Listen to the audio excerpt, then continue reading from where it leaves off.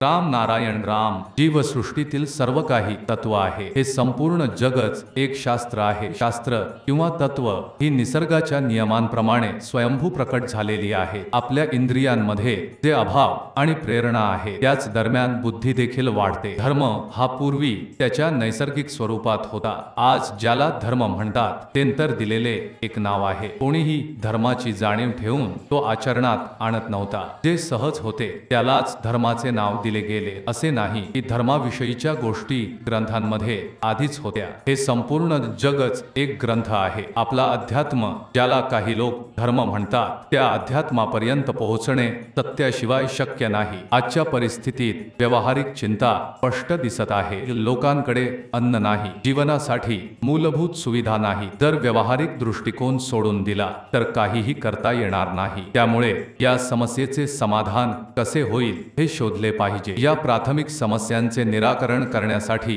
प्रयत्न करावे लागतील। आपण आपल्या इच्छांची पूर्तता करण्यासाठीच पुढे जात आहोत, पण ही इच्छा कशी पूर्ण होईल हे पाहणे अत्यंत महत्त्वाचे आहे। राम नारायण राम।